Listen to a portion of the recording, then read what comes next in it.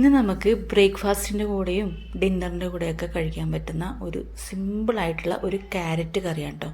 നല്ല super taste ആയിട്ടുള്ള ഒരു കറിയാണ്. അപ്പോൾ നിങ്ങൾ കുട്ടികൾക്കൊക്കെ അധികം എരിവൊന്നും ഇല്ലാത്തൊരു റെസിപ്പിയും കൂടെയാണ്. അപ്പോൾ നിങ്ങൾ ഇതൊന്ന് ട്രൈ ചെയ്ത് നോക്കാം കേട്ടോ. ട്രൈ ചെയ്ത് നോക്കിയിട്ട് ഇതിൻ്റെ ഫീഡ്ബാക്ക് തീർച്ചയായിട്ടും അറിയിക്കുക. സബ്സ്ക്രൈബ് ചെയ്യാതെ ആരെങ്കിലും കാണുന്നെങ്കിൽ പ്ലീസ് ഒന്ന് സബ്സ്ക്രൈബ് ചെയ്യുക കേട്ടോ. അപ്പോൾ അതിന് വേണ്ടിയിട്ട് ഒരു പാത്രം അടുപ്പിലേക്ക് വെച്ചിട്ടുണ്ട്. അതിലേക്ക് നമുക്ക് നേരിയ പീസസ് ആയിട്ട് അരിഞ്ഞ ക്യാരറ്റ് ഇട്ട് കൊടുത്തിട്ടുണ്ട്.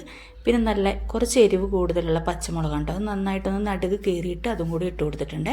പിന്നെ ഒരു ചെറിയ പീസ് സവാളയാണ് ഇട്ട് കൊടുത്തിരിക്കുന്നത്. നിങ്ങളുടെ കയ്യിൽ ഉള്ളി ഇരിപ്പുണ്ടെങ്കിൽ അത് ഇട്ട് കൊടുക്കുക.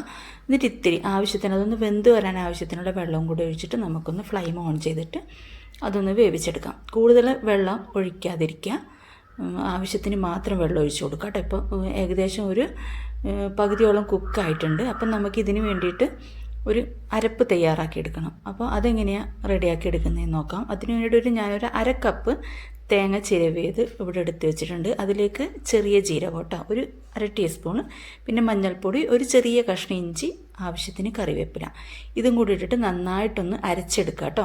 എന്നിട്ട് ഇതൊന്ന് തിളച്ച് വരുന്നതിന് തീ ഒന്ന് ചെറിയ നന്നായിട്ടൊന്ന് കുറച്ച് വെക്കുക. എന്നിട്ട് നമ്മുടെ ഈ അരപ്പൊന്ന് അതിലേക്ക് ഒഴിച്ചു കൊടുക്കാം. നന്നായിട്ട് വെട്ടി തിളക്കേണ്ട ആവശ്യമില്ല. ഒരു ഇത്തിരി ഒന്ന് തിളച്ചിങ്ങനെ പൊട്ടി വരുമ്പോൾ ഒന്ന് ഇളക്കി കൊടുക്കുക. വീണ്ടും ഒന്ന് പൊട്ടി വരുമ്പോൾ ഇളക്കി കൊടുക്കുക.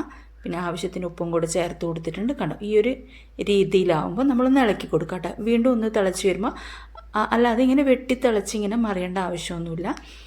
അപ്പോൾ ഈ കറിയുടെ ഒരു ഇത് പൊട്ടിപ്പോവും. അപ്പോൾ അതുകൊണ്ട് അതിൻ്റെ ആവശ്യമില്ല. നമ്മളൊന്ന് ഫ്ലെയിം ഒന്ന് ഓഫ് ചെയ്തിട്ട് വേറൊരു ബൗളിലേക്ക് ഒഴിച്ചു കൊടുക്കുന്നുണ്ട്. അതിൻ്റെ മുകളിൽ നമ്മളൊന്ന് ജസ്റ്റ് ഒന്ന് താളിച്ചൊഴിക്കുന്നുണ്ട് കേട്ടോ. കണ്ടോ. അപ്പോൾ സൂപ്പർ ടേസ്റ്റി ആയിട്ടുള്ള കറിയാണ്. അപ്പോൾ എല്ലാവരും ഒന്ന് ട്രൈ ചെയ്ത് നോക്കിയിട്ട് ഫീഡ്ബാക്ക് അറിയിക്കണേ. ഒരു ലൈക്കും കൂടെ. Okay, thank